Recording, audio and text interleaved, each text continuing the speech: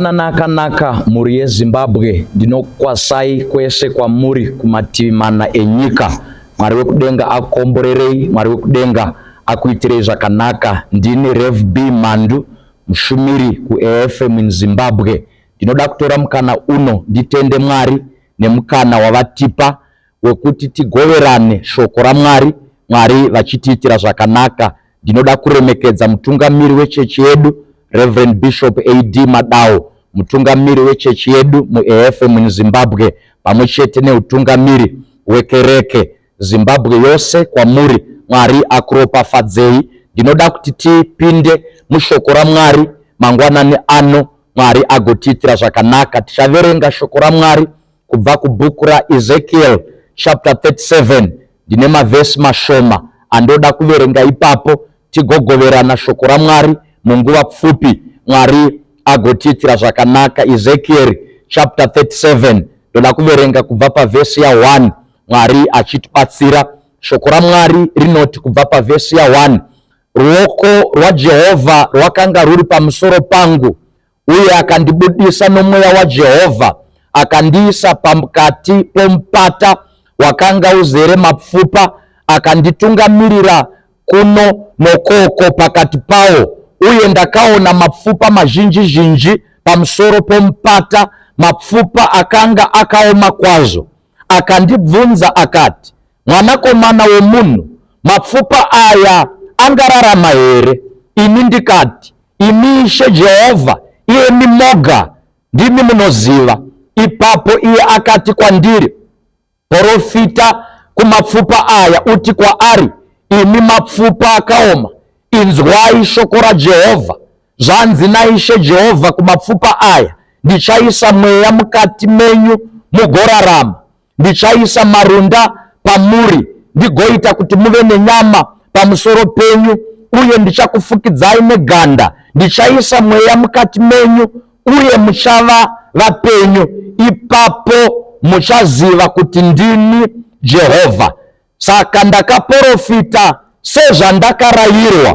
Zvino ndakati ndichiprofita, kwakava nomubvumo nokurira kwaita kweche kweche, uye mapfupa akaswededzana bvupa nebvupa. Ndakatarira ndikaona marunda nenyama zvavapo, uye zvakafukidzwa neganda, asi makanga musina mweya mukati mavo. Ipapo akati kwandiri, profita kumhepo, profita mwanakomana womunhu, uti zvanzi naIshe Jehovha, uya uchabva kumhepo iya, iye mweya, ufemere mukati maava vakaurayiwa, uti vararame. Mwari wekudenga akomborere kuverengwa, kushumirwa nekuteererwa kweinzwi ravo muzita raIshe wedu Jesu Kristu. Haleluya. Ndinoda kutaura mangwanani ano pamusoro penyaya yanda pamusoro weshoko unoti unorarama. Mwari atiitire zvakanaka. Unorarama nezita raJesu weNazareta. Hama dzangu, pataverenga pano shoko raMwari riri kuuya kumuranda waMwari anonzi Ezekiel. Bhaibheri shoko raMwari pataverenga ratanga namashoko anoti, ipapo ruoko rwaJehovha rwakanga ruri pamusoro pangu. Regai nditaure mashoko anoti, paupenyu hwatinorarama panyika ino tinoda ruoko rwaJehovha pamusoro peupenyu hwedu. Ruoko rwaJehovha runorevei mufundisi. Ruoko rwaJehovha runomiririra rubatsiro rwaMwari, kugonesa kwaMwari, kutungamira kwaMwari. Ndoda kukudza hama yangu kuti muupenyu hwapanyika ino ndinozviziva wakadzidza, ndinozviziva unoshanda, ndinozviziva unozama, asi pamusoro pekudzidza kwako, peuchenjeri hwako nezivo yako, kuti ubudirire, kuti urarame, unoda ruoko rwaJehovha pamusoro pako. Ndinodhikleya mangwanani ano, Mwari ngaatambanudzire ruoko rwake paupenyu hwako, pavana vako, pabasa rako, pachikoro chako, kunyika yeZimbabwe. Tinoda ruoko rwaJehovha kuti zvinhu zvitifambire. Muprofita anobva ati, ruoko rwaJehovha rwakanga ruri pamusoro pangu, akandibudisa nomweya waJehovha akandiisa pamupata wakanga uina mapfupa. Bhaibheri rambva rati pamupata apa pakanga paina mapfupa akanga akaoma. Now upenyu hwatinorarama ndinodaro ndiri kushumira kune mumwe ane situation iri kufananidzwa nepataverenga panapa. Upenyu hwako hwafanana namapfupa akaoma, asina upenyu, asina chichabuda, asisararame. Bhaibheri rati ndokuiswa pamupata una mapfupa akaoma. Pandafarira pamba pati wakandiburisa ndokundiisa mumweya.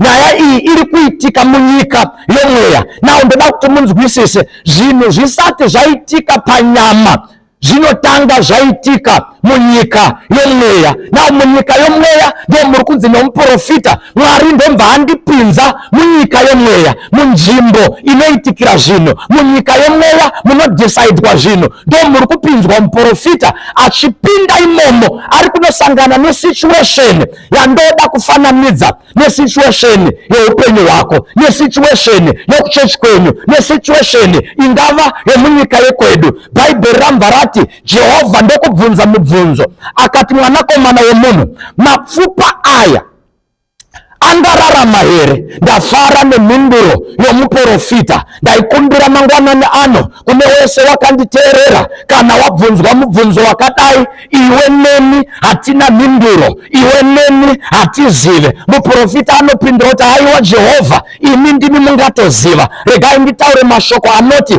nyaya dzeupenyu hwako dzakushayisa hope, dzakushayisa rugare, dzakushayisa mufaro, zvichida inyaya yemamiriro ezvinhu mukati mekurarama kwako, kuti uchararama here, zvichanaka here, zvichafamba sei.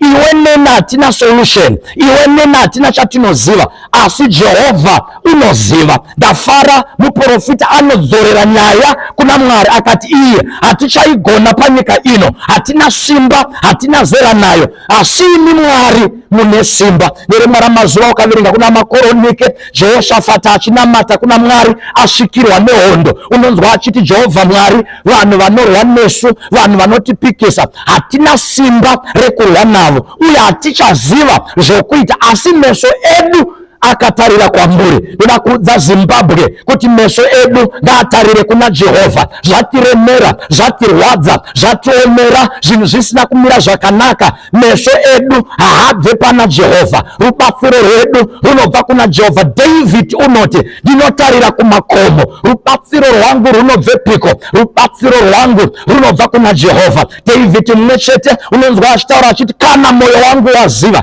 ndiperekedzei kudombo rakakwirira kundidarika. Nemamwe mashoko ari kuti nyaya dzeupenyu hwedu, matambudziko eupenyu hwedu, mipata yeupenyu hwedu, mapfupa eupenyu hwedu, hatina simba pamusoro pawo, hatigone kumashandura, asi Mwari unoziva. Regai ndikuudzei, Jehovha Mwari haakundikane, Jehovha Mwari anoziva, uye Jehovha Mwari une solution.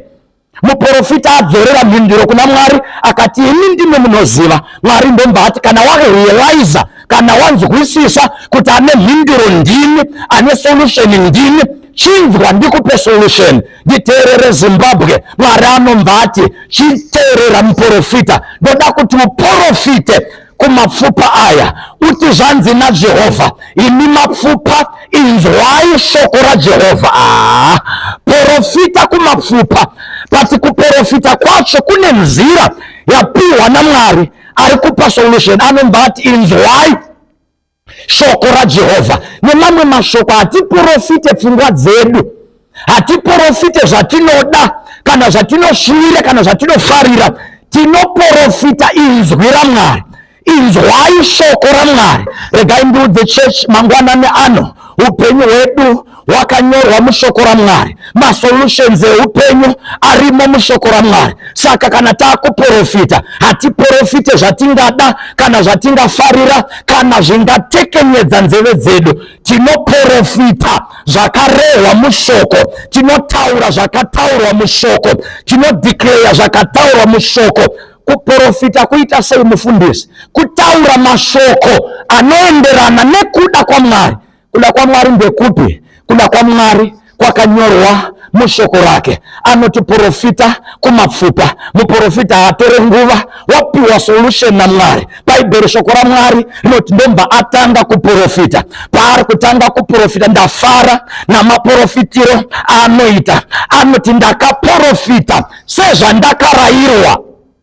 My God, handina kuprofita sezvandaida, handina kuprofita sezvaida vanhu, ndakaprofita sezvandakarayirwa nomuridzi weupenyu, nomuridzi wavanhu, nomuridzi wenyika. Vana baba nana mai, Zimbabwe ndeyaJehovha, upenyu hwako ndewaJehovha, kereke yekwedu iri mumaoko aJehovha. Kana takuprofita, hatiprofite pfungwa dzedu, hatiprofite zvinotifadza kana zvinotekenedza nzeve dzedu, tinoprofita zvatanzwa, because kuprofita kunotora pamwoyo waMwari. So anoti ndakaprofita sezvandakarayirwa. Mangwanani ano ndoda kutaura kuupenyu hwako, ndoda kudeclare shoko ra Mwari, ndoda kuprofita shoko ra Mwari. Vana baba nana mai, nyika iyo ichivambwa, Mwari haana kupfeka hovros, Mwari haana kushandisa mishini. Bhaibheri roti Mwari wakashama muromo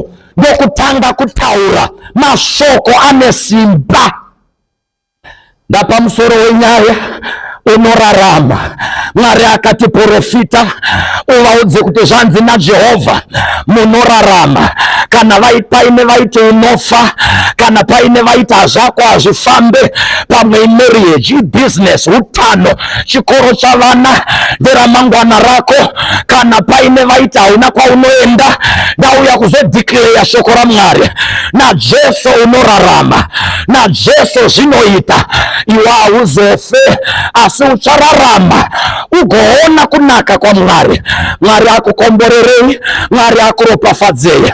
Ndinoprofita kunyika yeZimbabwe nezita raJesu inorarama. Ndinoprofita kuupenyu hwako nezita raJesu unorarama. Vana vako vanochengeteka, upenyu hwako hunochengeteka, hazvina ndava. Muvengi wakakurongera zvakaipa, asi kana ukatenda kuinzwi rechiprofita unorarama nezita raJesu. Komborerwai naMwari, ropafadzwai naMwari, muchengetwe naMwari. Anoti pandaiprofita ipapo pakava nemumvumo, pakava neruzha, mapfupa akatanga kubatana. Abatana nei? Ari kuresponda kushoko raJehovha, ari kuresponda kumhepo yaMwari, mweya muchena. Anomba ati mapfupa abatana, patakanga asina mweya, mweya akati profita udze mhepo kuti ngaipinde mukati. Ndinodeclare mweya muchene ngaapindire nyaya dzako, apindire nyaya dzenyika yekwedu, apindire nyaya dzeupenyu hwedu. Kana zvaitika unorarama nezita raJesu weNazareta. Mwari akomborerei, Mwari akuropafadzei, Mwari akuitire zvakanaka. Regai ndinamate pamberi paMwari. Baba, muzita raIshe wedu Jesu Kristu, tinotenda kuinzwi rechiprofita, tinotenda kushoko renyu, uye hakuna shoko rakabuda mumuromo wenyu rakashayiwa simba. Shoko rimwe narimwe ramakataura, Mwari, mune simba rokuzadzisa. Ndinotaura shoko renyu kunyika yeZimbabwe, kuvanakomana nevanasikana, vana baba nana mai, upenyu hwavo, utano hwavo, ramangwana ravo rakanaka mumaoko enyu. Ndinotaura vanorarama nesimba renyu nenyasha dzenyu. Kudzwai, muvaitire zvakanaka. Zvese zvaitwa mbiri nekudzwa zvidzorerwe pachigaro chenyasha muzita raIshe wedu Jesu Kristu. Haleluya. Mazvita komborerwai.